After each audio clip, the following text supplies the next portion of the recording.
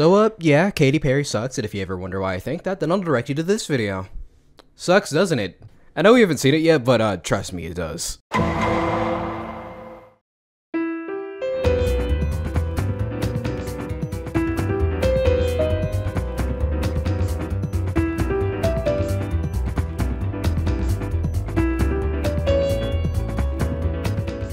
So for context, Veritas. He's a guy who exists, and I think he's a slideshow commentator. Recently, he's been a bit busy. Today I'm going to talk about a recent video he made on Emo's World. For elaboration, this chain started with Chari 5, because of fucking course it did, and it was his Everything Wrong with video on the Pokemon Red and Blue games. This video was covered by some guy named Zach Goes Red, and that video was covered by new commentary group Temporal Times Commentaries. Finally, this video was covered by Emo, and now it's being covered by Veritas. So now that all of that has been established, let's begin. Oh yeah, Future Lunatic here. I have a stomach ache. Anyways, more importantly, here's the degrees. I kind of forgot to throw them down. So here you go. Enjoy the video. So I wanted to make a quick disclaimer before we actually get into things. I make light of it in the bumper intro, but I am aware that I'm particularly late to the party with talking about TTC. Why the hell would you use a different character for your avatar during the disclaimer? Was your editing software unable to handle that many images of the funny Homestuck character? Better question, why does this matter? At best, this is a pointless observation because Mo using different avatars for the disclaimer segment and the video itself isn't really an issue, just a thing that is happening in the video that could be notable unless there's some secret hidden evil reason why Mo shouldn't do this, which unfortunately you don't elucidate us on. So I'm left here scratching my head and wondering why this statement needed to be said. Now if you want an answer as to why Mo's doing this, just because. I guess it's a good way to visually express that the video proper hasn't begun. But I don't think this is something us SCC members give much thought to when we do it because it's just never something we've seen as a big deal. Hence why I'm so lost that Veritas felt the need to point this out for us. And also, I'm not covering the video everybody else is going after, but if I do make any sort of similar talking points to other videos, I wanted to make it clear that I didn't try and steal any of their points. It's just a coincidence. You literally just said you would be covering a different video. How can your points possibly be similar when the video you're covering isn't even the same video that everyone else is making a commentary on? Sure, what Mo says sounds strange at face value because in her own words, she's not covering the video everyone else is going after. That being TTC's video on Keyblade Master, which for those who don't know, received quite a lot of backlash for not being very good, I'll just say that. But it's when you think about it that I think the picture Emma was painting starts to become clear. Both the video on Keyblade Master and Zach Goes Red feature the same set of members, the Afromitator and Destroyer Shy. Both videos also came out within the span of a month of each other. It's fair to imagine that many of the issues people have with TTC's video on Keyblade Master might also have been present in the video on Zach Goes Red. Things such as presentational issues or the type of points that Afrom and Destroyer Shy make, or hell, the way they present these points and how they act towards their subject. So even if the video Emily is covering is different from what other commentators have been covering, there's still a chance she could find many issues that are also apparent in that other video. Like, to further drive this idea down, say 3 different people want to cover my 6th commentary, my 7th commentary, and the CanCom. They'd all be able to make a similar point about my Shisa audio quality from that era, which was absolute shite and sounded like I was recording from a fucking oven. So yeah, I think this was a point where you kinda just needed to think about the implications here, because I got the implications from your point, you've just heard what Emily said and didn't really think about it. Hey DS, you're red, right? An oddly specific question, but yes, I am. Why do you ask? Because this guy named Zach Goes Red did a video on Chari 5. Amo, didn't you already explain the context of this video? Why would you play out the opening for context? That's repetitive.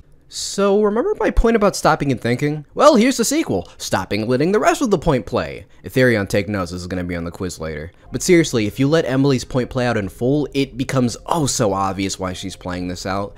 Certainly not for no reason or to have context even though she's already explained it, but because she's a funny commentator person and she did the commentary thing. you know, having issues with this segment and proceeding to point them out. One of the issues was the chemistry. You know how in most good co-ops, the two commentators will try and make sure to have their interactions flow naturally, maybe through some witty and cleverly timed banter, for instance? Yeah, throw all of that out of the fucking window and you get this shit. See why I'm letting you know to play the point out? Your question would have been answered if you just waited for Emily to explain herself. Anyways, because this editing is driving me up the wall, I'm going to be re-editing their points and giving them Sheldon Cooper and Leonard from The Big Bang Theory, because this is why we don't get to have nice things. Why? That is such a weird and arbitrary thing to do, and you're wasting time by doing that. Is it arbitrary? Yeah. Is it a waste of time? Arguably. Now, is it funny, though? Absolutely. And there's your answer. This isn't really that big a deal at the end of the day, let's be 100%. It's a thing people have done for a variety of reasons, ranging from comedy to just because. But unless this practice does anything along the lines of disrupting the original video's points, then this isn't really an issue.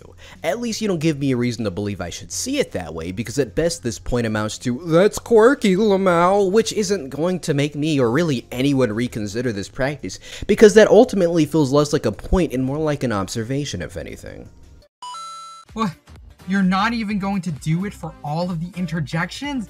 What's even the point of doing it in the first place? Well, firstly, if you want to ask what's the point if she's not going to edit the entire video with the funny Big Bang Theory characters, remember, this would amount to like barely 1/10 of the points from TTC's original video, so it's not like Emily is only editing half of the video like that. Remember my first point in the video about stopping and thinking? Yeah, that point's back. Emily says in the text point that she's keeping these points on an honesty standpoint. Okay, so what does that mean? Let's think about it. It's likely she has something to say in regards to specific presentational issues that could have happened during these segments, and she'd need to showcase the original video and not her funny re-edit instead to really express this problem to the audience. Not to be rude, but this isn't really rocket science, and if you didn't think about it then, you certainly could have understood later by going through Emily's video and finding these points for yourself. Again, this is another unnecessary question about a point that shouldn't be that hard to understand. Regarding your disclaimer, first off, I see you still haven't learned how to spell Shari 5 in the time between my last commentary on you and now. Shari has 2 R's in it, not 1. This is a mistake repeated throughout the entire video, by the way, which leads to some especially humorous moments when we see him counting Shari 5s with 1 R, sins, on top of the screen, despite seeing Shari with 2 R's name on the screen at the same point of the video. For that matter, I have no idea what a controversy is, although I assume it's related to the concept of a controversy. Oh, also, sentences end with periods, not ellipses, and if that is supposed to be an ellipses, you're supposed to put a space between each period. Also, the sentence structure here is just horrible. There should be either a comma or a period after the word content, and the "and" should be cut, with "I don't want to start any controversy" being its own sentence. Also, it should be "with this video," not "for this video." Shut the fuck up! Ephraim, buddy, pal, compadre. I did this joke in my last video, so you get it. Did you really need to spend nearly a minute to make a point that is essentially, "Lol, you spelled stuff wrong, you idiot"? That argument only works if the original attempt at correcting one's grammar was insignificant. This instance was not insignificant. The original paragraph didn't have just one misspelling. The entire thing lacked grammatical everything, and Ephraim was more than justified to point that out.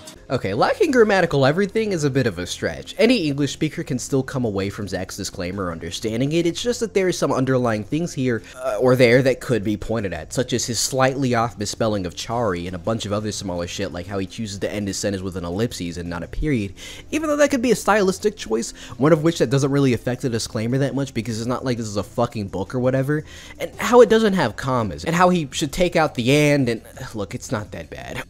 Ultimately, though, the point Emma is actually trying to make is just Ephraim spent too much time doing this and should have found a way to not do that, with her suggestions being things such as audio ducting or a shorter point. So, yeah, your mom. and if you're wondering why I'm using a different avatar for this, your mother. Oh, that's great. Wow, what an interjection. This is such a criticism. This is surely the point of all time. It's such a point that it makes me wonder what I've been doing with my life the past 7 years. But no, seriously, this is literally you just stopping the video to say nothing of value before moving on. Or at least you don't make it feel like anything valuable. There's obviously no point to be made. I can presume this is related to how you felt about Emily using a different avatar for the disclaimer, something which already wasn't a big deal in the first place, mind you. But you don't really continue that discussion, you just say, oh, well, and that's it. Now this was probably intended to be a joke, but it doesn't really feel like one. Or well, it doesn't feel like a good one. It instead feels like you are just making an observation and moving on with your day, ultimately just wasting all of our time by doing so. Anyway, that's all that sucked of that video. Let's move on to general flaws with her channel, starting with her thumbnail designs because, oh my god, my eyes.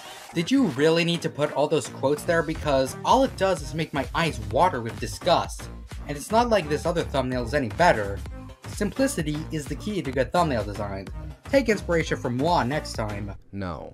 Like, I sort of see where you're coming from, and most thumbnails, particularly the TTC one, can arguably come off as a little cluttered. But I think in that case, the advice we should give her is to shrink the quotes in order to put better focus on the title and the characters in the thumbnail. While in the case of the other one, well, honestly, it's really not that big a deal, so whatever. Simplicity isn't the key, it's a direction, and certainly not inherently the best one. Especially not your bland as hell direction. Oh gee, I wonder who's in the video. But for real though, I really would suggest simplicity is the key to good thumbnail designs. In particular, having a good understanding of graphic design and where to place shit is the key. Finally, I want to talk about the images you use for your avatar. The unofficial images, that is. This is something I brought up before in my video on Raven Pines, and I want to elaborate further on. Yes, obviously no one is banned from using fan art of characters, but it's still shit. You see, making presentable and optically appeasing slideshow commentaries is a lot like making a good flag. Yes, you don't have to follow any rules or basic cohesion when creating it, but when you don't, then the results are... Now, I am not a Homestuck fan, so I'm not 100% sure which art is official, but it's pretty easy to tell which isn't because of how jarring it is. Many of the risk of fan art you use is so out there and nonsensical that your videos lack any cohesion or reason to them. The best thing you can do is limit yourself to official art. If that's too hard, then I guess you could just exclusively use these nifty looking Friska stills I've seen you use throughout your videos.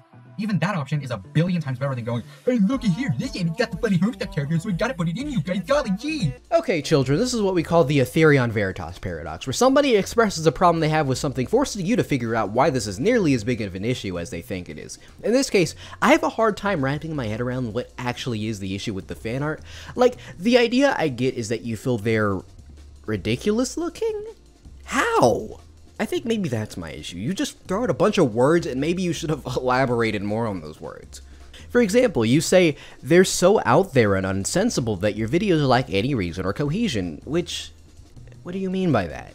Incohesion implies something feels all over the place or lacks clarity, but I don't see how fan art factors into this other than a constant change in art style. If this is about the different things happening in these fan art, then I'd be even more lost, because that's not exclusive to fan art. That can be just as much of a big issue with regular fucking images, especially in the case of anime or video game avatars. You're gonna have to try much harder to convince anyone of why they should care, because as far as I've seen, you've done nothing but convince me of your mom. Got him.